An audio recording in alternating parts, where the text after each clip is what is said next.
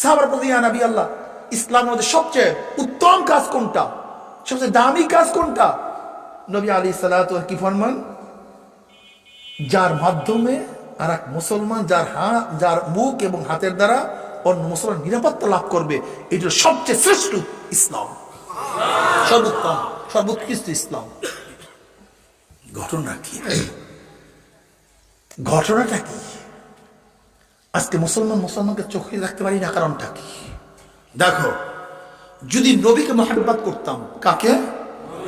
তাই নবীর চেহারাওয়ালা মানুষদেরকে মহব্বত করতাম কি করতাম না? কিন্তু আজকে মুসলমানের সন্তানরা নবীর চেহারা মানুষকে ঘৃণা করে।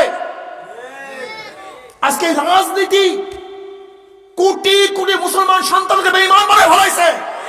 এই রাজনীতি কোটি কোটি মুসলিম সন্তানদেরকে বেঈমান বানায় ফেলাইছে। আসসালামু আলাইকুম। আলহামদুলিল্লাহ, আওয়াজ তো কমপক্ষে বাজারে যারা কথা বলে তাদের সে জোরে হওয়া উচিত ছিল, কথা ঠিক না? আবারও বলে আলহামদুলিল্লাহ। একবার আলহামদুলিল্লাহ পড়ছেন, সুবহানাল্লাহ পড়ছেন, সাথে সাথে আমল নামায় 1000 নেকি লেখ হয়ে গেছে।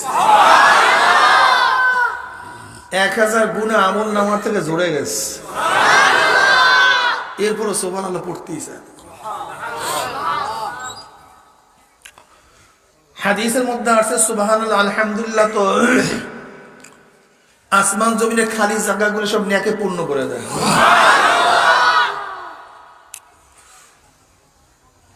এই মাজলিস অনেক গুরুত্বপূর্ণ, অনেক দামি। আমি অনেক সময় বলি এটা ধুলাই কারখানা। কি কারখানা? ধুলাই কারখানা। ধুলাইতে যখন জামা কাপড় দেওয়া হয়, জামা কাপড়গুলি ময়লা থাকে, লন্ডিওয়ালা যখন ফেরত দেয় পরিষ্কার। ঠিক এই মাজলিস যখন ঢুকছিলাম, আমল নামে গুনাহ ছিল, ময়লা ছিল, কালি ছিল। আল্লাহ পাক যদি কবুল করেন, মাজলিস থেকে বের হয়ে যাবে, গুনাহ সব সাফ হয়ে যাবে। এরপর পিছনের লোকগুলি সুবহানাল্লাহ বলবি না। ভাই একটু বলেন সুবহানাল্লাহ। বলি তো একটু আস্তে বলি, আস্তে বললে তো ওই কলব ঘুমায় গেছে, তো একটু জোরে বললে তন্দ্রা চলে যাবে, অ্যাটিটিউড বাড়বে। আর জোরে বলার মধ্যে ফায়দা আছে মিয়া, আমি কথাটা বুঝতে পারছি। আস্তে বললে সোয়াব হবে না তা না, মানে একটু জোরে বললে একাগ্রতা বাড়বে। আর যত দূর আপনার আওয়াজ যাবে, যত গাছপালা জেন্দা মুর্দা আপনার জিকিরের আওয়াজ শুনবে, কিয়ামতের ময়দানে আপনার পক্ষে তারা সাক্ষী দিবে, মাওলা হে তোমার এই বান্দা জিকির করছে, আমি শুনছি, আমি সাক্ষী। বুঝেন নাই? এর জন্য জলি জিকিরের যতগুলি ফায়দা আছে, এর মধ্যে একটা ফায়দা হলো জিক্রে জলির মাধ্যমে আর একজনকে বরাঙ্গিফতা করে, আর একজনকেও জিকির করতে উৎসাহিত করে। দেখবেন আপনার জিকির করতে মনে চায় না, পাশের এক ব্যক্তি বলছে আলহামদুলিল্লাহ, আপনি বলছেন আলহামদুলিল্লাহ। তা আপনার আলহামদুলিল্লাহ শোনার কারণে ওই ব্যক্তিও বলছে আলহামদুলিল্লাহ। আপনি আসতে বললে ওই ব্যক্তি শুনতেও না, বলতেও না। এজন্য জিক্রে জলি নিজেকে ফায়দা দেয়, অপরকেও ফায়দা দেয়। আপনি বলেন লা ইলাহা ইল্লাল্লাহ, পাশের এক ব্যক্তি শুনছে, সেও বলে লা ইলাহা ইল্লাল্লাহ। আপনি বলছেন ইন্না লিল্লাহ, পাশের ব্যক্তি শুনছে, সেও বলছে। আপনি আলহামদুলিল্লাহ, পাশের ব্যক্তিও।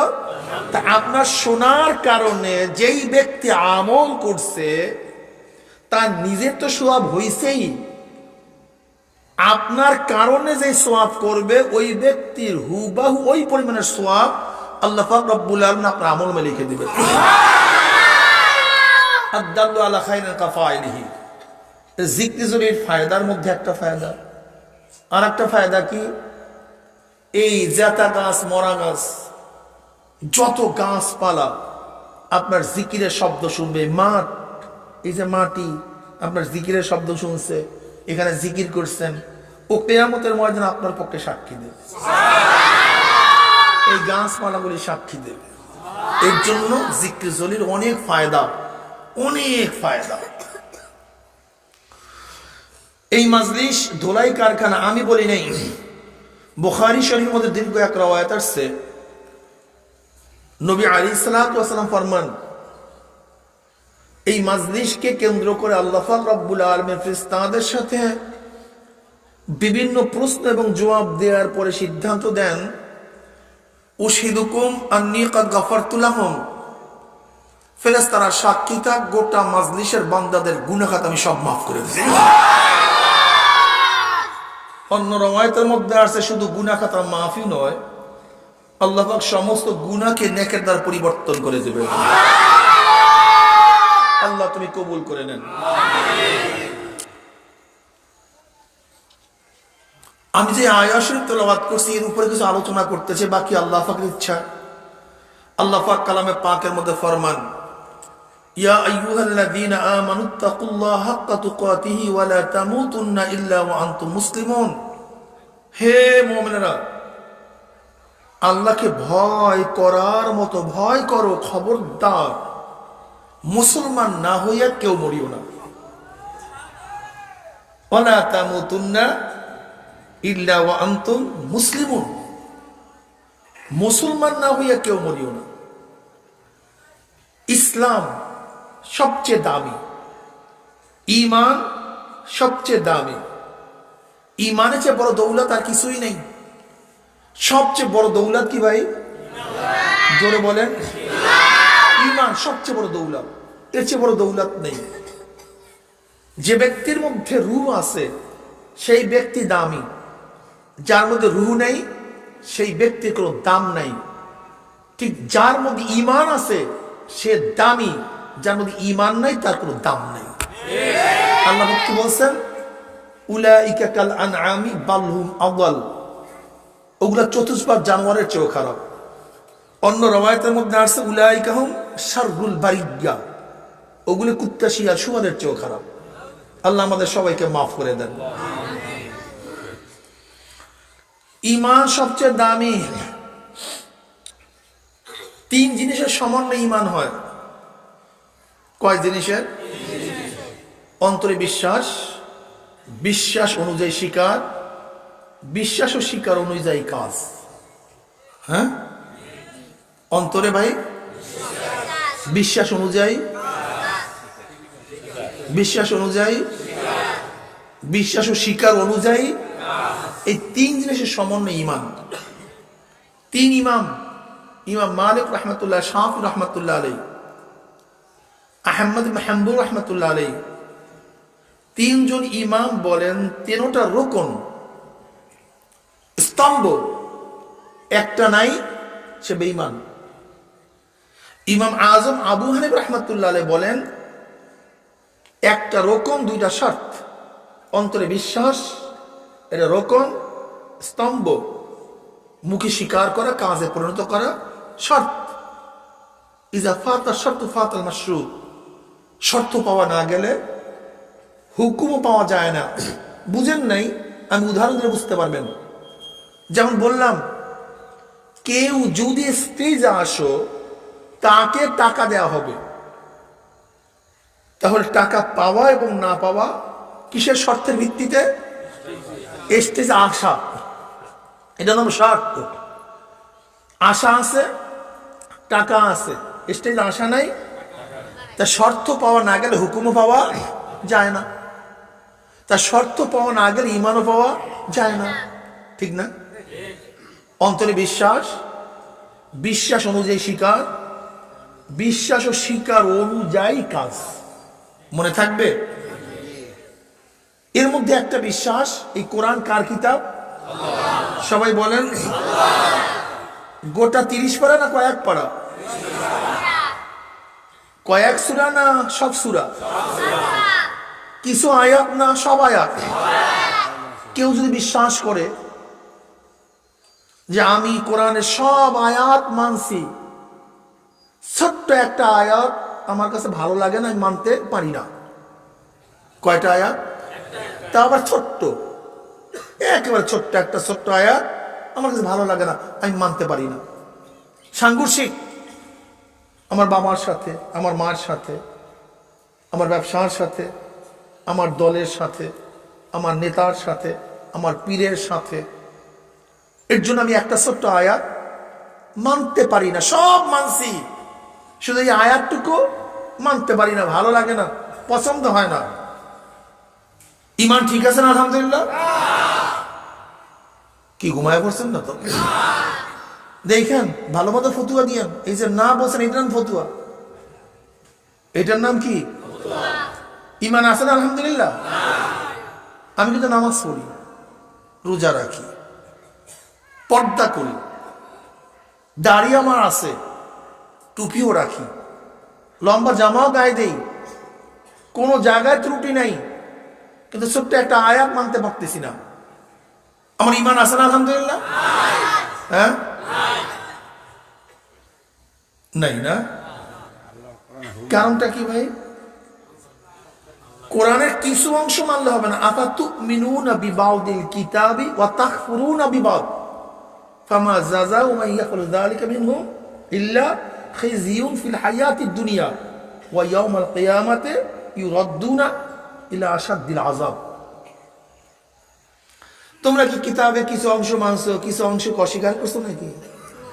যদি এরকম করো তাহলে দুনিয়ার মধ্যে অপদস্থ, লাঞ্ছিত, অপমানিত, আর আখিরাতে পতিত হবা কঠিন আযাবের মধ্যে। ঠিক না? তা কোরআনের সবাই আয়াতগুলো মানতে হবে। হ্যাঁ, যদি একটা আয়াতকে অস্বীকার করে তাহলে নামাজ পড়লেও, রোজা রাখলেও। আমি উদাহরণটা কিভাবে দেই? যেমন এক ব্যক্তির হাত আছে, পাও আছে, চক্ষু আছে, কান আছে, হার্ট, লাংস, কিডনি সব আছে, কিন্তু ভিতরে রূহ নেই। হ্যাঁ, যেরকম অঙ্গ প্রত্যঙ্গ সবই আছে, রূহ নাই, এই ব্যক্তি যেরকম কাজে লাগে না, ঠিক এক ব্যক্তি নামাজ আছে, রোজা আছে, হজ আছে, যাকাত আছে, দাড়ি আছে, টুপি আছে, সব আছে, কিন্তু ঈমান নাই, ওই ব্যক্তির আমলও কোনো কাজে লাগবে না। এটা আগে বুঝেন, বোঝার চেষ্টা করেন। টাকার মধ্যে সব আছে, সিল ছাপড়া সব আছে, কিন্তু সরকারের হুকুম নেই। কি কথা বলেন না? যেমন এক সময় পাকিস্তানি টাকা ছিল, সিল ছাপড়া সবই ঠিক, কিন্তু সরকার কি বলছে? অচল। সরকার হুকুম নাই, কাজী সব টাকা থাকলেও যেরকম টাকা অচল হয়ে যায়, ঠিক তদ্রুপ এক ব্যক্তির সবই আছে কিন্তু ঈমান নাই, ওই ব্যক্তি সব অচল হয়ে যায়। বুঝলেন? এবার দেখেন তো, আমরা এতক্ষণ যা বুঝছি সেই অনুযায়ী একটু পরীক্ষা নিয়ে দেখি। যেমন এক ব্যক্তি কোরআনের সব মাসে, নামাজ রোজা সব মাসে, কিন্তু সে কি বলছে? আল্লাহর আইন মানি না, রসুলের আইন আমি মানি, ভালো লাগে না, এই জমানায় চলে না, চলতে পারে না, ইসলাম ফিসলাম পড়ে, বাস অথচ মুসল্লি নামাজ পড়ে, দাঁড়িয়ে আছে পাজা বড়া, কিন্তু আমার নবী আলাইহিস সালাতু ওয়াস সালাম নেতা মানতে পারে না, পছন্দ হয় না। মৌসুদুরকে নেতা মানছে, আব্রাহাম লিঙ্কনকে নেতা মানছে, সক্রেটিসকে নেতা মানছে, কার্ল মার্কসকে নেতা মানছে, আমেরিকান বড় বড় লিডারদেরকে নেতা মানছে, প্লেটোকে নেতা মানছে, রুশোকে নেতা মানছে, সবাইকে নেতা মানছে, কিন্তু মদিনাওয়ালাকে নেতা মানতে পারে না। ঈমান ঠিক আছে না আলহামদুলিল্লাহ? আরে খোদা রে, এখন দেখেন তো এখানে কয়জন আছি ঈমানওয়ালা, কয়জন আছি ঈমান ছাড়া। খুব কঠিন মাসালা, মাসালা খুব কঠিন। শাহ ওয়ালিউল্লাহ মুহাদ্দিস দেওবন্দি রাহমাতুল্লাহ আলাইহি মসজিদে ঢুকতেন রুমাল মাথায় দিয়া। সবাই বলতো, হুজুর আপনার রুমাল মাথায় দিয়ে ঢুকেন, আপনার চেহারা দেখি না, চেহারা দেখি না। চেহারা দেখতে আগ্রহ লাগে, ভালো লাগে। কথাবার্তা না বলি একদিন এক মুরগের মাথার মধ্যে রুমালটা দিয়ে দিস, আর চিল্লেতে বেহুশ, রুমাল সরিয়ে এনেছে। হুশে আসার বলতেছে, ঘটনা তুমি চিল্লা শুরু করছো কেন? সাকরেদরা বলে, সাথীরা বলে, হুজুরে মাথায় রুমাল দেওয়ার পর চিল্লে দিছিল কেন? বলে ভাই, যখনই মাথার মধ্যে রুমাল দিছে, দিল্লির মসজিদের মধ্যে দিয়ে কি কোনো জায়গায় শুয়ার বসা, কুত্তা বসা, শিয়াল বসা, মানুষ তো দেখি না, মানুষ তো খুবই কম। এর জন্য চিল্লা শুরু করছি। ঘটনাটা কি? ইমানের সাকনি দিয়া সাকা হলে কয়জন ইমান থাকবে আমাকে বলেন তো? অনেক পীরের ইমান থাকবে না। নবী আলাইহিস সালাম কি বলেছে? আল মুমিনু কারাজুলিন ওয়াহিদ ইন ইসতাকা আইনু ইসতাকা কুল্লু ওয়া ইন ইসতাকা রাসু ইসতাকা কুল্লু। গোটা দুনিয়ার মুমিন একটা মানুষের মতো। হ্যাঁ, যেরকম আমার শরীরের মধ্যে চোখে অসুখ হইলে গোটা শরীর অসুস্থ হয়ে যায়, যদি আমার মাথায় ব্যথা হয় গোটা শরীরটা দুর্বল হয়ে যায়, ঠিক গোটা দুনিয়ার মধ্যে এক মোমেনের মতো, সমস্ত দুনিয়ার মোমেন একটা মানুষের মতো। কি কথা ঠিক না? আর এখন কি পীরের সই দেখতে পারি না, পীরের সই দেখতে পারি না। হ্যাঁ, ভণ্ডদেরকে দেখতে পারবো না, কিন্তু যদি হক থাকে তাকে দেখতে পারবো না। কেন? ঘটনা কি? তার পীরমৃতি ব্যবসা। কও, কেউ যদি ভণ্ড হয়, খোদাদ্রোহী হয়, ইসলামের দুশ্মন হয়, শিরক করে, বিদআত করে, দাড়ি কাটে, নামাজ নাই, রোজা নাই, বেপরদা, শয়তান, ওর সাথে আমার আদাওয়াত, যেহেতু ও ইসলামের দুশ্মন, সেই হিসেবে শত্রুতা করি। বুখারীর মধ্যে রওয়ায়াত আছে, হুব্বু ফিল্লাহ বুগযু ফিল্লাহ মিনাল ঈমান। বুখারীর রওয়ায়াত কি? কিতাবুল ঈমান উল্টে দেখেন, প্রথম দিকের হাদিস। বুখারীর মধ্যে রওয়ায়াত আছে, হুব্বু ফিল্লাহ বুগযু ফিল্লাহ মিনাল ঈমান। আল্লাহর জন্য মহাব্বত করা, আল্লাহর জন্য শত্রুতা পোষণ করা, এটা ঈমান, এটা ঈমানের অংশ। বলেন তো ঈমানের অংশটা কি? বলেন তো সবাই বলেন। আল্লাহর জন্য দুশ্মনী করা, এটা কিসের অংশ? এটা বুখারীর রওয়ায়াত। বুখারীর রওয়ায়াত, হুব্বু ফিল্লাহ বুগযু ফিল্লাহ মিনাল ঈমান। আল্লাহর জন্য মহাব্বত করা, আল্লাহর জন্য আদাওয়াতি রাখা, শত্রুতা করা, এটা ঈমান। আর তোমার বুগযু কিসের জন্য? আমার মুরিদ ছুটিয়ে যাবে। তোমার ঘৃণা কিসের জন্য? মনে অমুক পীর মুরিদ বাড়িয়া যাবে। ঘটনা কি? এটা তো পীর মুরিদ না, এটা দোকানদারি। দোকানদারি বোঝেন?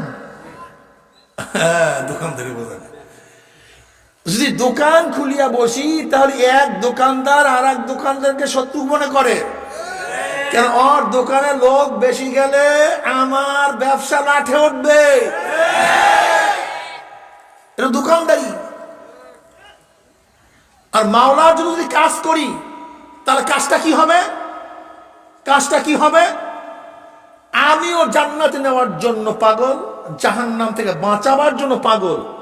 তাহলে যেই ব্যক্তির মাধ্যমে এক ব্যক্তি জান্নাতে যাবে, জাহান্নাম থেকে বাঁচার ব্যবস্থা হবে, সেই আমার আপন হবে। কি হবে? তাই গণনা কি? আপনি আমাকে আপন ভাবতে পারতেছেন না কেন? কারণটা কি আমাকে বলেন? কারণটা কি আমাকে বলেন না? আপনি হাত পা ধরতেছেন মসজিদে নেওয়ার জন্য, আমি মসজিদে নেওয়ার জন্য। আপনি হাত পা ধরতেছেন একজন দাড়ি রাখার জন্য, আমি। আপনি হাত পা ধরতেছেন একজনকে ঈমান আনাবার জন্য, আমি। একই কাজ করতেছি। আপনি আমাকে পছন্দ করেন না কেন? শত্রু মনে করতেছেন কেন?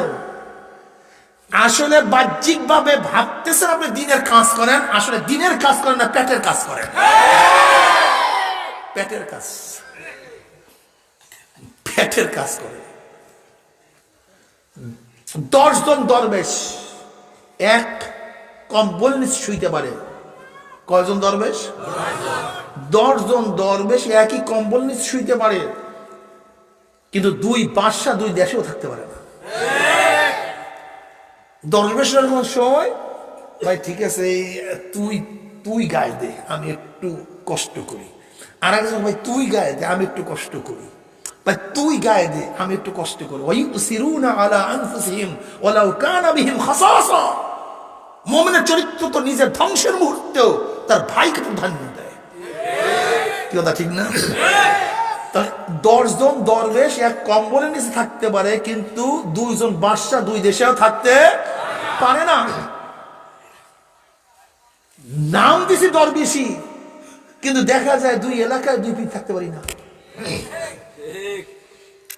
এক জায়গায় বসতে পারি না, সাক্ষাৎ হয় না, আসতে পারি না। এর নাম পীর বুড়ি, এর নাম শয়তানি, এর নাম দুনিয়াদারি। মানুষকে ধোকা দিচ্ছি, সব ধোকা দেই মানুষকে, সব ধোকা, সব শয়তানি। যদি তুমি হিতাকাঙ্ক্ষী হও, যেরকম ধরে নেন যে দলের সাপোর্ট করে, সে সেই দলের যদি ভোটার বেশি জোগাতে পারে, তাকে শত্রু মনে করে না বন্ধু মনে করে? কথা বলেন তো। তা আমি যদি আল্লাহকে দল করি, আল্লাহ নবীর দল করি, তার পক্ষে যত লোক আনতে পারবো, তুমিও যদি আল্লাহরই দল করতা, আল্লাহ নবীর দল করতা, তাহলে তার পক্ষে যত লোক আনতে পারতাম, তোমার বন্ধু হইতা। কিন্তু শত্রু কেন? কারণটা কি? সহজ কথা বুঝেন না কেন? হ্যাঁ, ধরে নেন আপনাদের ওয়ার্ডের মধ্যে বিভিন্ন ওয়ার্ডের মধ্যে দায়িত্বশীলরা কাজ করতেছে একই দলের, তাহলে যে ওয়ার্ড থেকে বেশি ভোট দেয় তাদেরকে পুরস্কৃত করে না ঘৃণা করে? তুই এত ভোট দিলি কেন? ঘটনা কি? ঘৃণা করে পুরস্কৃত করে? তাদেরকে উপকৃত করে, পুরস্কৃত করে না ঘৃণা করে? কারণটা কি কন্ত? তোর মাধ্যমে দলের লোক, দলের ভোট, পক্ষের ভোট। আমরা যে আল্লাহ উলাইকা হিজবুল্লাহ উলাইকা হিজবুশ শয়তান, গোটা দুনিয়ার মধ্যে যাদের মাধ্যমে আল্লাহর পক্ষের লোক বেশি হবে, তারা তোমার আপন হওয়ার কথা ছিল, প্রশংসা হওয়ার যোগ্যতা রাখে সে। কিন্তু প্রশংসা দূরের কথা, ঘটনা কি? বাস নিয়ে খোঁচাখুচি করো কেন? গালাগালি করো কেন? দল পাবা কেন? বাধা দাও কেন? আসতে দাও না কেন? বন্ধু তো বন্ধুর কাছে আসে। আল মুমিনু কারজুল ওয়াহিদ। দেখো তুমি বুখারীর রাওয়ায়াত উঠায়া, আল মুসলিমু মান সালামা আল মুসলিমুনা মিন লিসানিহি ওয়া ইয়াদিহি ওয়াল মুহাজির মান হাজারা মা নাহাল্লাহু আনহু। বুখারীর রাওয়ায়াত। আল মুসলিমু মান সালামা আল মুসলিমুনা মিন লিসানিহি ওয়া ইয়াদিহি। মুসলিম তো ওই ব্যক্তি, মুসলিম তো ওই ব্যক্তি যার হাতের দ্বারা, মুখের দ্বারা আর এক মুসলমান নিরাপদ থাকবে। অন্য রাওয়ায়াতের মধ্যে আবু মুসা আশআরী রাদিয়াল্লাহু প্রশ্ন করেছেন, আইয়ুল ইসলাম আফজালু? সাহাবারা প্রশ্ন, ক্বালু ইয়া রাসূল আইয়ুল ইসলাম আফজালু? ক্বালা রাসূলুল্লাহ সাল্লাল্লাহু আলাইহি ওয়াসাল্লাম মান সালামা আল মুসলিমুনা মিন লিসানি ওয়া ইয়াদিহি। বুখারীর মধ্যে রাওয়ায়াত আছে।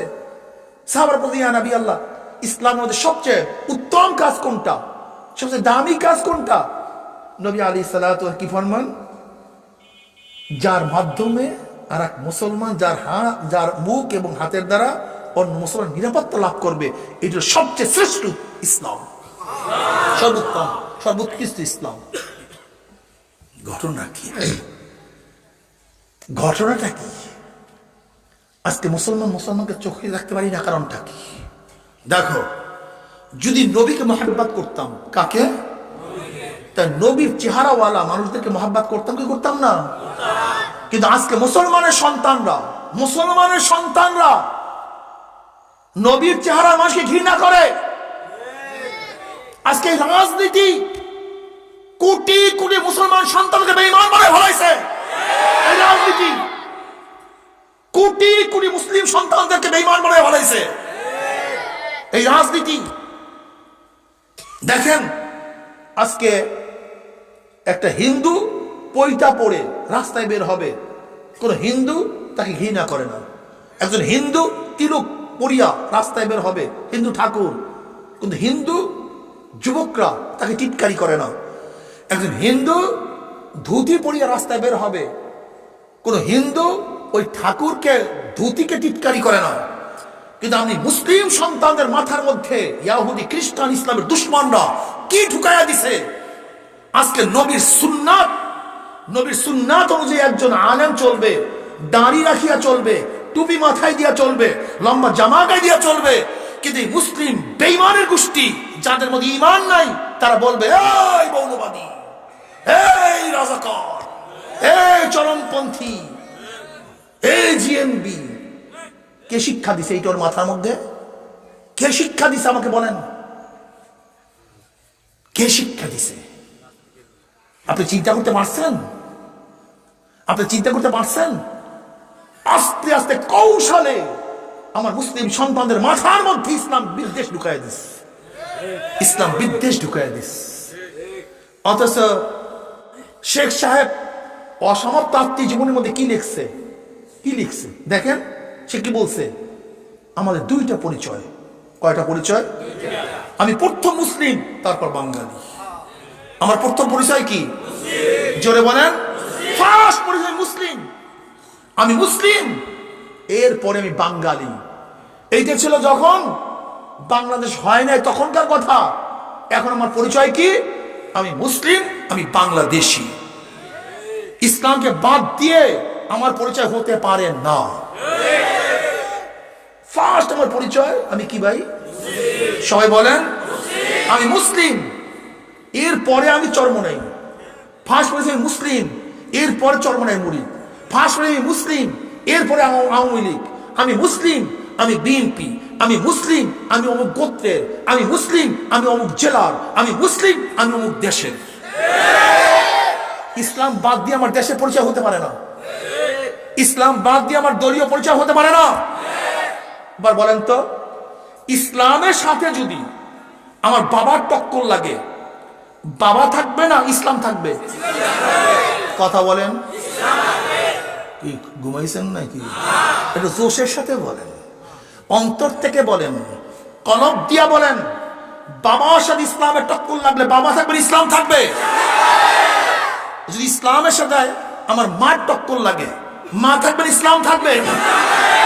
ইসলামের সাথে যদি আমার স্বামীর টক্কর লাগে, আমার স্ত্রীর টক্কর লাগে, ইসলাম থাকবে না স্বামী থাকবে? ইসলাম থাকবে, স্ত্রী থাকবে। ইসলামের সাথে যদি আমার দলের টক্কর লাগে, তখন ইসলাম বাদ পড়বে, দল ঠিক থাকবে।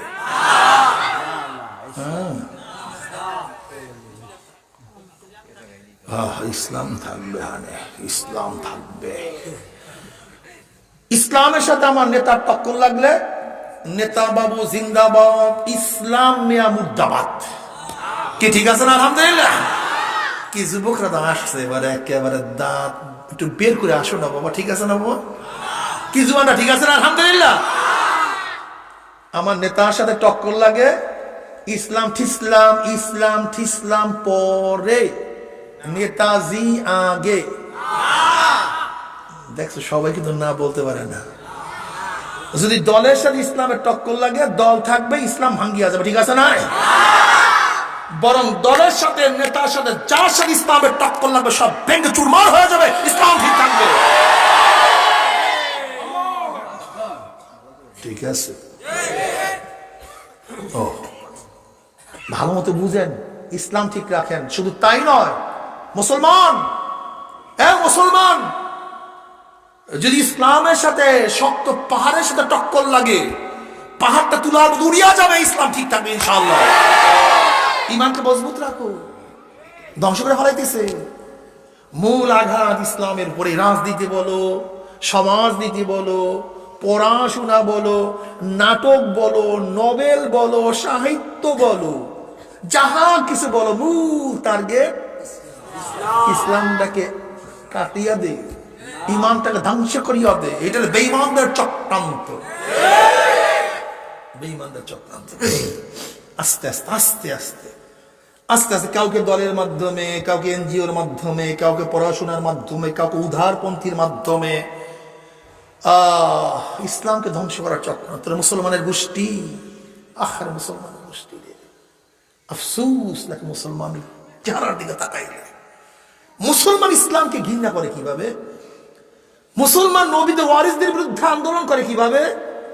মুসলমান নবীর ওয়ারিস থেকে গালি দেয় কিভাবে? আমাকে বলো তো, আমাকে বলো তো।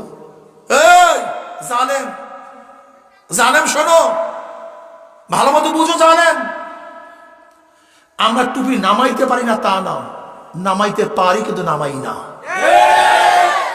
তোমাকে বুঝতে হবে। আমরা দাড়ি কাটতে পারি না তা না, কাটতে পারি কিন্তু কাটি না। আমরা কলেজ ইউনিভার্সিটিতে পড়তে পারি না তা না, আমার বাবাকে টাকা ছিল না, কলেজে পড়াতে পারতেন না, ইউনিভার্সিটি পড়াতে পারতেন না, পারতেন কিন্তু পড়ান নাই। আমাদেরকে পয়সা পাতি নাই। অনেকেই বলবেন হুজুর আপনি কিন্তু পয়সা আছে, পরের জমি ঠকাইয়া খান, এই টাকা পাইছেন আপনারা, পরের টাকা টোকা খান, পরের জমি মারিয়া খান, এই টাকা আপনাদের আছে। আল্লাহ তোমাদেরকে মাফ করে দেখ। এই কথা যারা বিশ্বাস করে, যারা বলে, আমি বলতেছে বড় মুনাফিক আর কেউ থাকতে পারে না। মুনাফিকের আলামত কি? যখন কথা বলে তখন মিথ্যা কথা বলে। ইজা হাদ্দাসা কাযাবা। মুনাফিকের আলামত হলো তিনটা, এর মধ্যে একটা কি? যখন কথা বলে মিথ্যা বলে, মিথ্যা। এ মুনাফিক, মুনাফিক। তুমি বলো চরমনাই হুজুররা জমি ঠকাইয়া খায়, তুমি বলতে যাও কেন? চলো চরমনাই, চরমনাই চলো। কে বলছে? তাকে নিয়ে আসো। এটা আমার অনেক ভিডিও করা আছে, এই বিষয়ে আমার অনেক বক্তব্য দেওয়া আছে। যদি প্রমাণ করতে পারো, যেই পরিমাণের জমি প্রমাণ করতে পারবো অন্যায়ভাবে আমরা দখল করছি অন্যের জমি, তাহলে যেই পরিমাণের জমি প্রমাণ করতে পারবা তার চেয়ে 100 গুণ বেশি দিয়ে দেবো। যদি 1 একর প্রমাণ করতে পারে 100 একর দিয়ে দেবো। এবং যত সালিশি ব্যবস্থা, যত টাকা পয়সা খরচ, সবকিছু আমরা দেব। শুনতে যাও কেন? দেখতে পারো না? শুনবে তো আমেরিকার লোক, ইংল্যান্ডের লোক, টেকনাফ তেতুলিয়ার লোক, যারা আসতে পারবে না। চন্দ্রমারের লোক, আমার এলাকার লোক শুনতে যাবেন কেন? আমাকে বলেন, আপনারা শুনতে যাবেন কেন? আপনারা বলবেন চল ভাই চল, চল। হুজুরে বলিয়া গেছে তোদের যাওয়া আসার খরচ, খানা টানার সব খরচ আমার। স্পিড বোটে নেব, গাড়িতে নেব, শুধু প্রমাণ করবি এই জমি খাইছে। আর যদি প্রমাণ করতে না পারো, তাহলে কমপক্ষে চন্দ্রমোহন বাজারে সবাই সামনে উঠিয়া বলবি, এই কানে ধইরা 10 বার উঠবি আর বসবি যে ভাই ভুল হচ্ছে, মাফ করিয়ে দেন। বাস এতটুকু, শেষ। এতটুকু।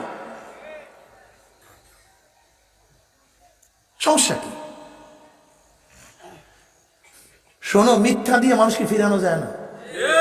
যখন নবী আলাইহিস সালাতু ওয়াস সালামের বিরুদ্ধে হাজারো কিছু করার পরে ফিরাতে পারে না, তখন কি বলছে? মাজুর, পাগল, লুবি, অর্থ লুবি, ক্ষমতা লুবি, মহিলা লুবি, কত কি বলছে না, মনে নেই? কিন্তু ফিরাতে পারছে। সত্য কিন্তু চাপা দিয়ে রাখা যায় না, আগুনকে চাপা দিয়ে রাখা যায় না। এত সহজ না, এত সহজ না। তোমরা যতই মিথ্যা ছড়াও না কেন, যত মিথ্যা ছড়াবা আল্লাহ পাকের রহমত তত বেশি চলে আসবে, অনেক বেশি চলে আসবে ইনশাআল্লাহ। আজকে থেকে আপনাদের সবাইকে বললাম, এরকম যে গিবাসে কাজ করবে, বলবেন ভাই কোনো দরকার নেই, চল, শোনার দরকার নাই। হুজুরে বলছে যাওয়া আসার খাওয়া টাওয়া সব খরচ তার, যত্নের মতো খাওয়াই দিই, আল্লাহ যদি কবুল করে। কি কথা ঠিক? সমস্যা কি? ফিরাতে পারবা না বাবা, আমার যুবক বন্ধুকে ফিরাতে পারবা না। ওই আগে যা বলছো ভুংবাং, এখন যুবকরা কোন ভুংবাং শোনে না। ওই আগের কেসটা খাইনি এখন আর শোনে না। যুবকরা এখন পড়াশোনা করে, ওরা সচেতন। অপেক্ষা করো, অপেক্ষা করো। যারা আজকে দোকান খুলিয়া পড়ছে, অপেক্ষা করো। এই দুনিয়ার দোকানকে বন্ধ করা হবে ইনশাআল্লাহ। অপেক্ষা করো, সময় আসতেছে। দোকান খুলিয়া পড়ছে, ব্যবসা, হ্যাঁ, ক্রেতা ছুটিয়া যাবে, ক্রেতা ছুটিয়া যাবে। এই পীর মুরিদের ব্যবসা চরমনাই আলাদা করে না। চরমোহনে আমাদের না আসলে কি হবে বলেন তো? কণ্ঠ, হ্যাঁ, কি হবেটা কি বলেন তো? হ্যাঁ, জীবনভর অন্ধকারের মধ্যে নিবেজ্জ থাকতেছেন। অন্ধকার থেকে বের হয়ে আসেন, ইসলাম বুঝেন, ইসলাম শেখার চেষ্টা করেন। ওই মুনাফিকদের কথা বাদ দেন, যারা মিথ্যা বলে মানুষকে ধোঁকা দেয়, মুমিনকে পছন্দ করে না, আলেমদেরকে পছন্দ করে না। এক আলেম আলেম চোখে রাখতে পারে না। হ্যাঁ, আমি আগেই হুব্বু ফিল্লাহ বুগযু ফিল্লাহ, যদি আমরা দুনিয়াদার হইতাম সেটা ভিন্ন কথা।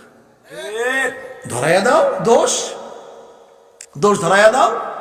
যদি আপনার এই গলতের জন্য পছন্দ করি না, তুমি দোষও ধরাইয়া দেবে না, অথচ একই নার মাঝি তুমি আমাকে পছন্দ করবে না, কারণটা কি?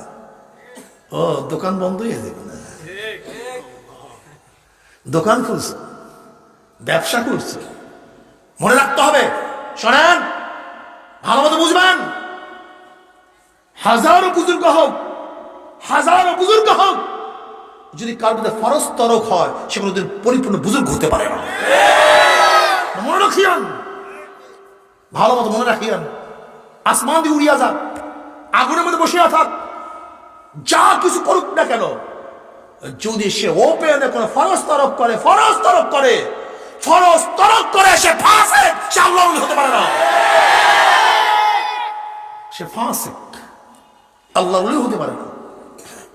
সব ব্যবসা, দোকান, হ্যাঁ, এ যুবক বন্ধু, পড়াশোনা করো, বেশি বেশি পড়াশোনা করো। আল ইলমু নূরুন, ইলম আলো, আলো অন্ধকারকে দূর করে দেয়, মানুষকে পথ দেখায়। কিন্তু যত অন্ধকারের মধ্যে থাকবা, তোমাকে তত খতরনাকের মধ্যে পড়তে হবে, ধ্বংসের মধ্যে পড়তে হবে, ধ্বংসের মধ্যে নিমজ্জিত হয়ে যেতে হবে। এলেম শিখো, এলেম শিখো, এলেম শিখো। আমার মুসলমানের সবচেয়ে বড়, সবচেয়ে দুর্বলতা হলো এলেম নেই, জানাশোনা নেই। আওয়ামী লীগ করে, আত্মজীবনী পড়ে নেই। বিএনপি করে, জিয়াউর রহমানের পরিচয় জানে না। বিএনপি করে, কোনোদিন বিএনপি নীতিমালা পড়ে নেই। আওয়ামী লীগ করে, কোনোদিন নীতিমালা, জাতীয় পার্টি করে কোন নীতিমালা। এই দেশের রাজনীতি, যত গণ্ড মূর্খরা দেশের রাজনীতি করে, জানে না, ফানে না কিচ্ছু। যদি বলি সেকুলার কি জিনিস জানি না, গণতন্ত্র কি জিনিস জানি না, ডেমোক্রেসি কি জিনিস জানি না। তুই করসটা কি বা কম, তোর মূল নীতি কি কম বল, কিচ্ছু জানে না। রাজনীতি করে, আমি এই দেশের সভাপতি, আমি দেশের সেক্রেটারি, আমি অমুক, আমি তমুক। আমি কথাটা বুঝাতে পারিনি। এই যত পড়াশোনা নাই, পড়াশোনা নাই, মুসলিম জাতির ধ্বংস হয়ে যেতেছে। ইসলামের ইতিহাস কয়জন জানো? কত? ইসলামের ইতিহাস বলেও জানে না মুসলমান, মুসলমানের সন্তান। নবী কয়জন মেয়ে, কয়জন ছেলে জানে না। আমার নবী কবে ইন্তেকাল করছে জানে না। আবু বকর রাদিয়াল্লাহু তাআলার ইতিহাস জানে না, উমরের ইতিহাস জানে না, ওসমান রাদিয়াল্লাহু ইতিহাস জানে না, আলী মুর্তাজার ইতিহাস জানে না, খোলাফা রাশিদের ইতিহাস জানে না, মদিনা সনদ জানে না, হুদায়বিয়া সন্ধি জানে না। এই মুসলমান ফতে মক্কা অবস্থা কি ছিল জানে না। বিদায় হজের সময় নবী আলাইহিস সালাম কি ঘোষণা দিয়েছিলেন কয়জনে জানেন? কম তো বলেন তো। তাই চেতনা আসবে কিভাবে আমাকে বলেন? চেতনাটা আসবে কিভাবে? আমি যে মুসলিম, আমি শ্রেষ্ঠ, আমার সংবিধান শ্রেষ্ঠ, আমার নীতি শ্রেষ্ঠ, আমার আদর্শ শ্রেষ্ঠ, আমি গোটা দুনিয়ার মধ্যে সর্বশ্রেষ্ঠ নীতি ও আদর্শ লালন করি, জানবেন কিভাবে আমাকে বলেন? চেতনা আসবে কিভাবে আমাকে বলেন? এই না আসার কারণে তোমার আমার গলার মধ্যে ছাগলের মতো রশি লাগাইয়া ওই নাস্তিক বেঈমানরা টানে, আর তুমি চলতে থাকো। নাস্তিকের গোষ্ঠী তোমার আমার কান ধরিয়া যেদিকে ইচ্ছা সেদিকে টানে। আর আমার যুবক সন্তানদেরকে, মুসলিম সন্তানদেরকে আমাদের বিরুদ্ধে লাগাইয়া দেয় ঘৃণা করার জন্য। আস্তাগফিরুল্লাহ। যেখানে মুসলিমরা সবচেয়ে আপন হবে, মুমিনরা আপন হবে, যুবকরা ভদ্র হবে, আলেমদেরকে শ্রদ্ধা করবে, সম্মান করবে, দোয়া নিবে, সেখানে মুসলিম সন্তানরা আজকে আলেমদেরকে ঘৃণা করে। তুমি বুঝতে পারছো বেঈমান হয়েছে কিভাবে, কোন পর্যায়ে বেঈমানের চলতেছে? আমার যুবক, আমার মুরব্বী, আমার পর্দায় মা বোনের ইসলাম শেখেন, ইসলাম জানেন, কমপক্ষে আমার নবীর জীবনীটা পড়েন রে বাবা। এই ফার্স্ট টু লাস্ট একটা অনুরোধ করতেছি, আমার নবী আলাইহিস জীবনীটা পড়েন, ফার্স্ট টু লাস্ট একটু পড়েন, ধারণা চেঞ্জ হয়ে যাবে, পুরা ধারণা চেঞ্জ হয়ে যাবে। যুবকদের মধ্যে পড়াশোনা নেই, গান বাজনা, থিয়েটার, গাঁজা, মুরফিন, ইয়াবা। জানেন উপরের থেকে কি আসে? উপরের থেকে কি? শুধু সাপ্লাই, শুধু সাপ্লাই। এক তো মেন্টাল সাপ্লাই করে অপসংস্কৃতির মাধ্যমে, নাটক, সিনেমা, আমার মহিলাদের মধ্যে ঢুকাই গেছে সিরিয়াল। হিন্দু এমন কোন অপসংস্কৃতি নাই আমাদের বাচ্চারা জানে না, আমার মহিলারা জানে না। এক তো মেন্টালকে ধ্বংস করার জন্য অপসংস্কৃতি, আর জীবন ধ্বংস করার জন্য ইয়াবা, মুরফিন, গাজা সব ঢুকাই দিতে আসছে, শুধু মুসলিমদেরকে ধ্বংস করার জন্য।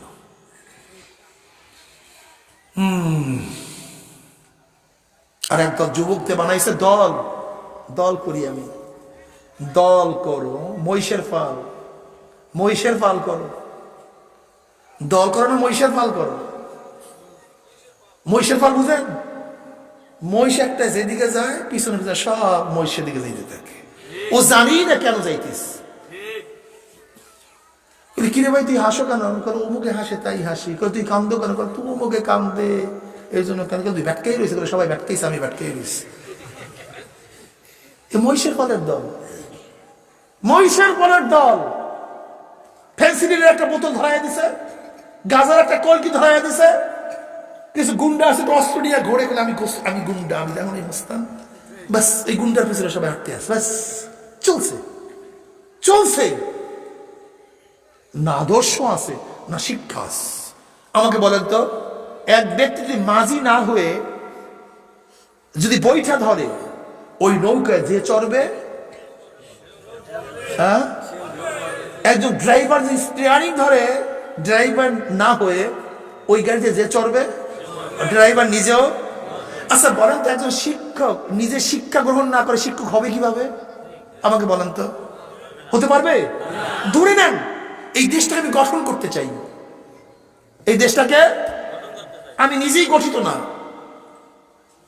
গঠন করবেন কিভাবে আমাকে বলেন? এই দেশটাকে আদর্শবান বানাতে চাই, আমি নিজেই আদর্শবান না। বলেন তো, মাথার মধ্যে ঘিলু আছে তোমার? তোমার মাথার মধ্যে ঘিলু আছে?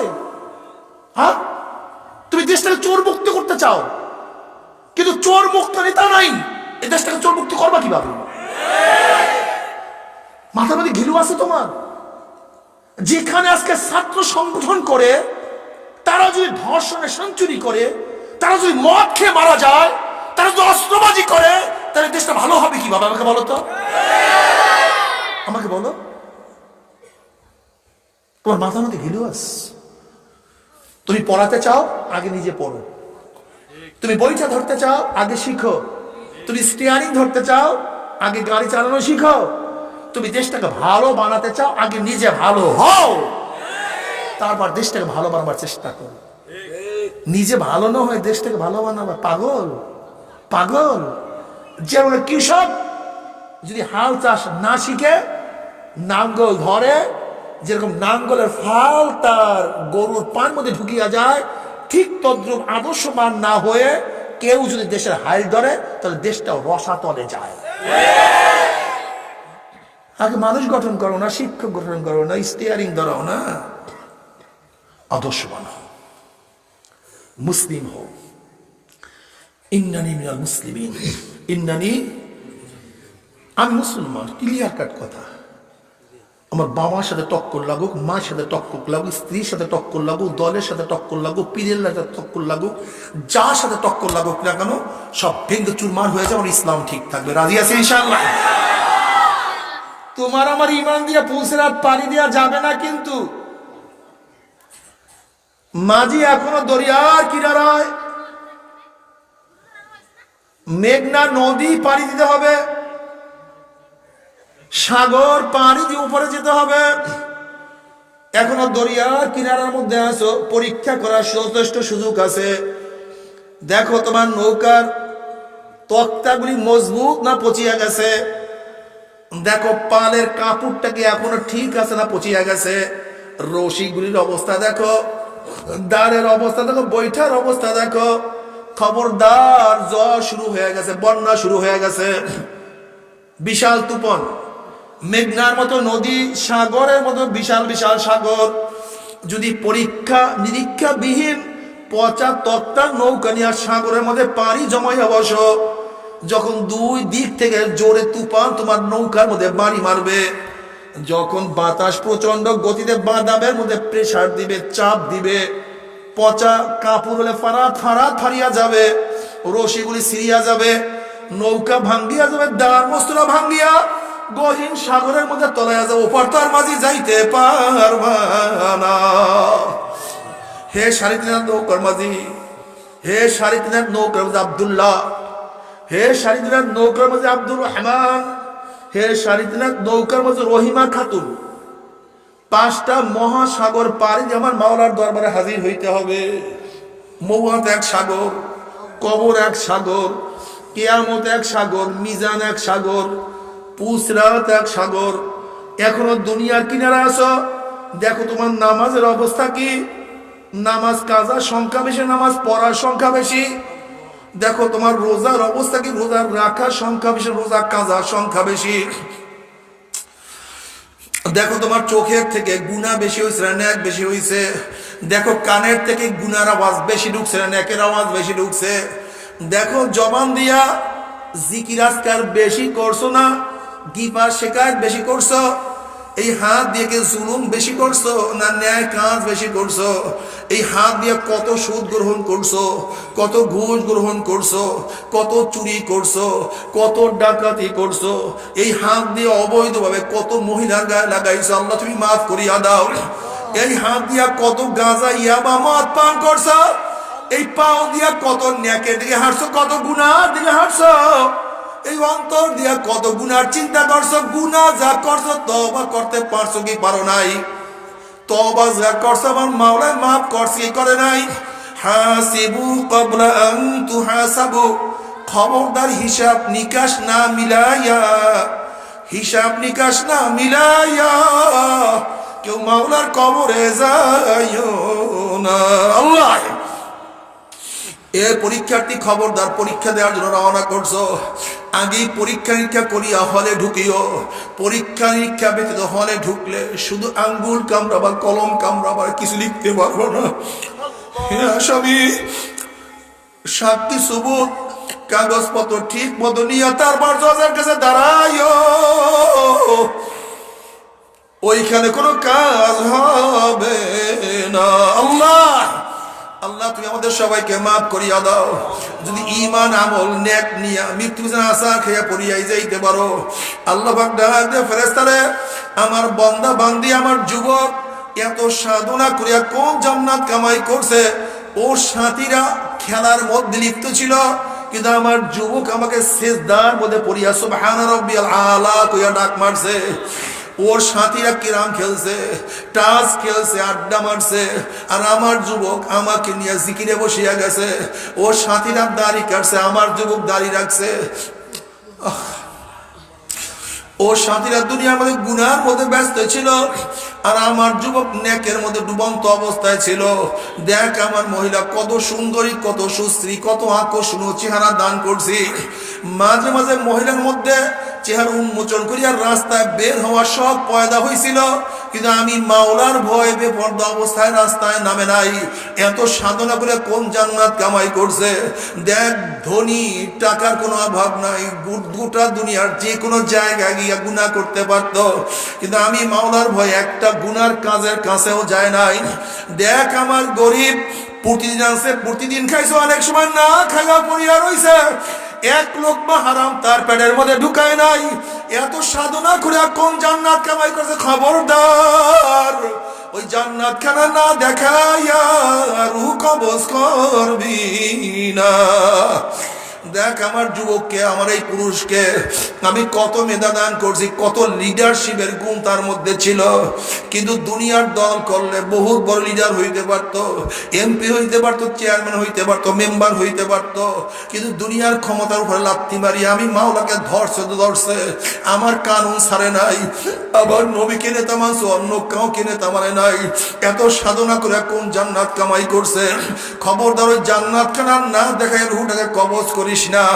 আল্লাহর কসম করিয়া বলিয়া ঠিক আল্লাহ পাকের মুমিন বান্দা মানে যখন মৃত্যু আসার খাইয়া পড়িয়া যাবে, হঠাৎ স্বপ্নের মধ্যে দেখতে পারবে জান্নাতের দরজা টাস টাস করে খুলিয়া গেছে, জান্নাতের হুর গেলবাঙ্গার জাওয়াহিরের মালা নয়ে দাঁড়ায় রইছে, বলবে আল্লাহ তাখাফু ওয়ালা তাহজানু। এই আল্লাহ পাকের মুমিন বান্দা বান্দি কোনো চিন্তা নাই, কোনো ভয় নাই। এত সাধনা করিয়া কোন জান্নাত কামাই করছো? ওই যে দেখো সেই জান্নাত, ওই জান্নাত দেখার সাথে সাথে আল্লাহ পাকের মুমিন বান্দা বান্দি রুহটা পাগলের মতো জান্নাত থেকে দৌড় মারবে। কখন যে শরীরের থেকে রুহ বাইর হইয়া যাইবে আল্লাহ পাকের মুমিন বান্দা বান্দি কোনো কিছু টেরো করতে পারবে না। আল্লাহ তুমি কবুল করিয়া নাও। কিন্তু হে আমার বেনামাজি বাবারা, এ বেরোজগার বাবারা, এ বেপর্দা মা ও বোনেরা, এ সুদ করে হারাম করে দলেরা, বাবারা আমার উপর রাগ করিও না। তুমি তোমার কবর রওনা করছো, আমি আমার কবর রওনা করছি। তুমি তোমার কবরের জবাব দেবা, আমি আমার কবরের জবাব দেব। তোমার হিসাব তুমি দিবা, আমি আমার হিসাব দিব। কিন্তু কি নিয়ে রওনা করছো, কোথায় রওনা করছো? নাফরমান বদমাশ বেঈমান, আল্লাহ তুমি মাফ করিয়া দাও। নাফরমান বদমাশ বেঈমান যখন মৃত্যু আসার খাইয়া পড়িয়া যাবে, আল্লাহ পাক ডাক দে ফেরেশতারে, এই নাফরমান বদমাশ বেঈমান নামাজ কাজা করিয়া রোজা সারিয়া দিয়া বেপরদা জেনার মধ্যে লিপ্ত হইয়া দুনিয়ার ক্ষমতার পিছনে ঘুরিয়া সুদ ঘুষ গ্রহণ করিয়া কোন জাহান্নাম কামাই করছে, খবরদার ওই জাহান্নাম কানা না দেখাইয়া রুহটাকে কবজ করিস না। আল্লাহর কসম করিয়া বলিয়া দিয়ে গেলাম, নাফরমান বদমাশ বেঈমান হঠাৎ স্বপ্নের মধ্যে দেখতে পারবে জাহান্নামের দরজা টাস টাস করে খুলিয়া গেছে, জাহান্নামের আগুন দাউ দাউ ধাউ দাউ করে জ্বলতে আছে। আজরাইলের মাথা আসমানে, পাও তার জমিনে, এক হাত মাসিগার, এক হাত মাগরিবের। নীল রঙের দিঘির মতো বড় বড় দুইটা চক্ষু, গোটা দুনিয়া বড় বড় বিশাল একটা শরীর, সমস্ত শরীরের মধ্যে লম্বা লম্বা কালো কালো পশম, আবার সমস্ত পশমের গোড়া দিয়ে শুধু আগুনের ঝিলকি বাইর হইতে আছে। আল্লাহ মাফ করিয়া দাও। এই অবস্থা দেখি আর নাফরমান রূহ আর বাইর হতে চাইবে না, রূহটা থরথর করে কাঁপতে থাকবে। আজরাইল আলাইহিস সালাতু ওয়াস সালামের দিকে রূহটা তাকায় থাকবে, বলবে ভাই আজরাইল, আমার বয়স তো মাত্র 16, আমার বয়স তো মাত্র 18, আমি তো মাত্র মেট্রিক পরীক্ষা দিলাম, ইয়ে ভর্তি হইলাম। ভাই আজরাইল নতুন চাকরি নিছে, আগামীকাল বেতন পাবো, বেতন দিয়া বাপ মাকে কিছু খাওয়াবো, আজকেই তুমি দুনিয়া থেকে বিদায় দিয়া দেবে, একটু অপেক্ষা করো। ভাই আজরাইল আমার নবজাত শিশু, আমি মারা গেলে এতিম হইয়া যাবো, ওদের মুখের মধ্যে কে খানা তুলিয়া দিবে? আমার বাচ্চা বড় হওয়ার সুযোগ করিয়া দাও। ভাই আজরাইল অমুক মাহফিল গিয়া নিয়াত করছিলাম নামাজ আর কাজা করব না, রোজা আর ছাড়বো না, বেপরদার হব না, গুনার কাজের কাছেও যাব না, এই তওবা করব করব করতে করতে তুমি আমার সামনে হাজির হয়ে গেছো, আমাকে তো তওবা করার সুযোগ করিয়া দাও। সারা রাত্র ইবাদত করব, সারা দিন রোজা রাখবো, জিকির আজকের মধ্যে লিপ্ত হইয়া যাব, আর গুনার কাজের কাছেও যাব না। ওয়াকুম মিনাস সালিহিন, আমাকে তো তওবা করার সুযোগ করিয়া দাও। আজরাইল আলাইহিস সালাতু ওয়াস সালাম বলে, খবিস আমার মাওলা কি কালামে পাকের দাগি বলেন নাই, ওয়ালা ইউআখিরুল্লাহু নাফসান ইযা জাআ আজালুহা, আমি কাউর বাড়ির দরজায় নক করলে গোটা দুনিয়ার মানুষ আমাকে সরাইতে পারে না, আমি আমার সামনে হাজির হইলে গোটা দুনিয়ার মানুষ আমাকে ভাগাইতে পারে না, আমি আমেরিকা রাশিয়া বুলেট কামান কিছুই ভয় করি না, আর তোকে সুযোগ দেওয়া হবে না। আজরাইল আলাইহিস সালাতু ওয়াস সালাম গোসা হইয়া রুডের উপরে এমন থাবা মারবে, থাবার চলে কলিজার রগগুলি সিরিয়া সিরিয়া নিয়ে যাইবে। এই দুনিয়াতে তোমাকে আমাকে আর কেউ রাখতে পারবে না। ও মুসলমান, ও আমার মুসলমান বাবারা, ও আমার পর্দার মা বোনেরা, বাবারে, আল্লাহ আল্লাহ রসুল কোনদিন মিথ্যা কথা বলতে পারে না। কোটি কোটি আল্লাহর ওলিরা কোনোদিন মিথ্যা কথা বলতে পারে না। তুমি কি দেখো নাই কত কবরের মধ্যে 100 বছর 1000 বছর পরে লাশ তাজা পাওয়া যায়, কাপড়ের কাপড় সহ লাশ তাজা পাওয়া যায়। আবার কত কবরের মধ্যে আগুন দেখা যায়, ধোঁয়া দেখা যায়, সাপ বিচ্ছু দেখা যায়। বাবারে, আমার দাদাজান রহমাতুল্লাহ আলাইহি তার কিতাবের মধ্যে একটা ঘটনা নিয়ে আসছেন। আমার দাদাজান রহমাতুল্লাহ আলাইহির বিয়াই ফরাজি সাহেব একদিন দাদাজানকে বলতেছেন, বিয়াই হিসেবে একটা আশ্চর্য ঘটনা শুনেন। ঢাকার এক ম্যাচ ফ্যাক্টরির মালিক, বহু বড় ধনী, সারাদিন টাকা টাকা টাকা নিয়ে ব্যস্ত থাকতো, ইবাদতের কাছেও যাইত না।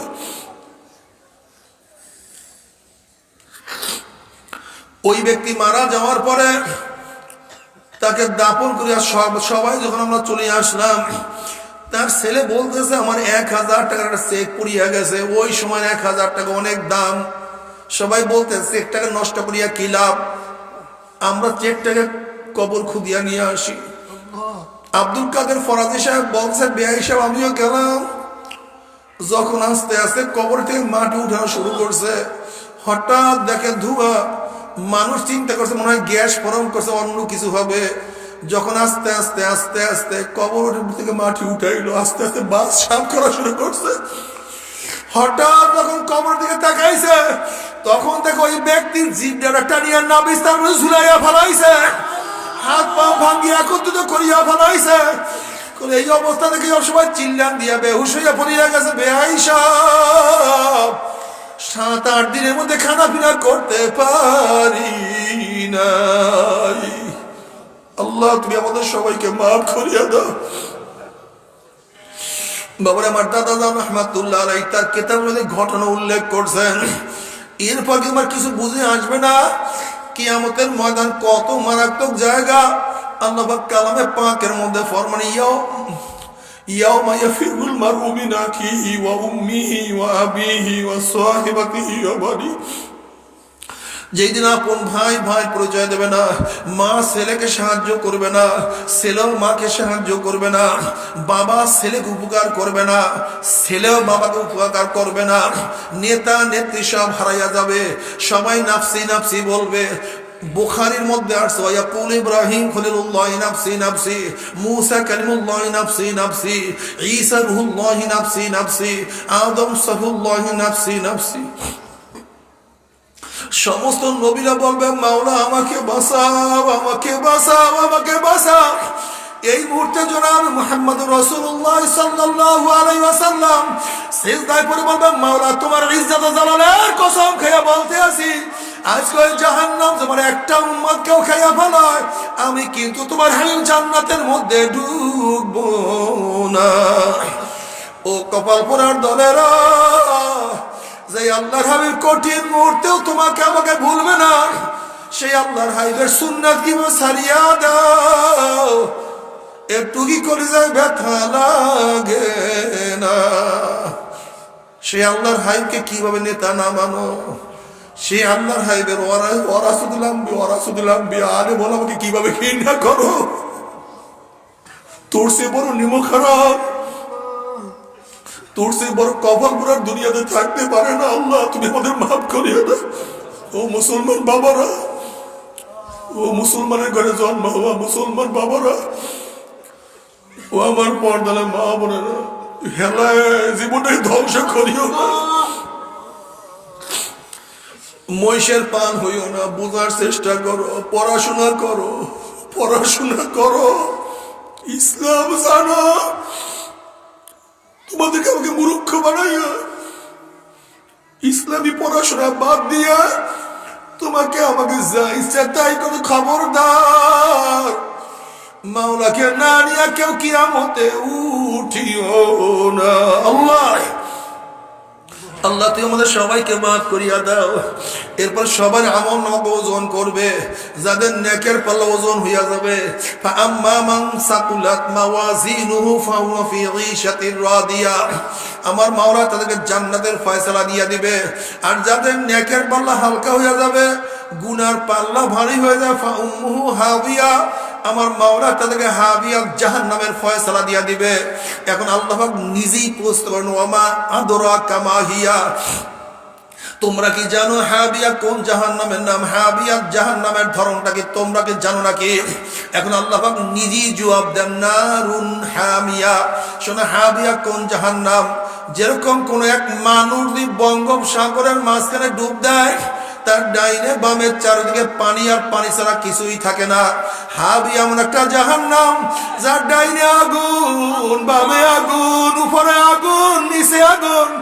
নারুন হামিয়া, আগুনের একটা গর্ত, আগুনের একটা মটকা, আগুনের একটা কুয়া। আল্লাহ তুমি মাফ করিয়া দাও। বাবারে, যখন জাহান্নামের মধ্যে জাহান্নামীরা পড়িয়া যাবে, 70 বছর পর্যন্ত, 70 বছর পর্যন্ত জাহান্নামের নিচে যাইতেই থাকবে, যাইতেই থাকবে, যাইতেই থাকবে 70 বছর পর্যন্ত। এখন জাহান্নামের নিচ কোথায়? কত গহীনে চলিয়া যাবে। আল্লাহ তুমি মাফ করিয়া দাও। গুনাহ খাতা মাফ না করাইয়া কাউকে মওয়াদ দিও না। আল্লাহ আমাদের সবাইকে বুঝ দিয়া দাও, সমস্ত মানুষকে ঈমান দিয়া দাও, খাস করে মুসলমান মুমিনদেরকে খাঁটি বুঝ তুমি দান করো। হেদায়েতের মালিক তুমি।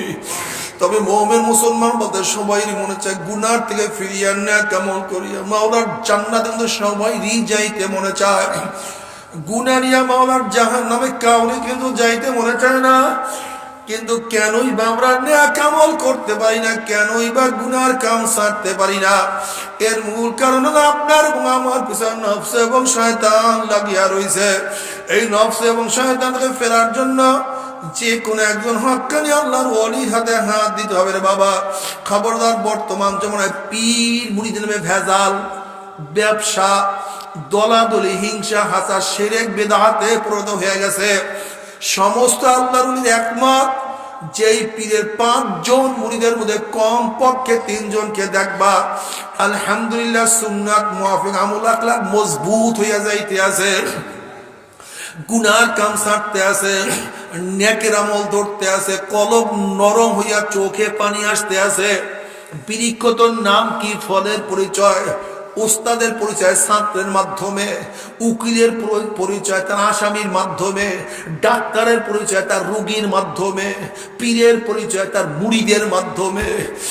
চরমনায় বুঝি না, চরমনার দাওয়াত প্রশংসা প্রচার প্রসার করার জন্য আসিনে রে বাবা।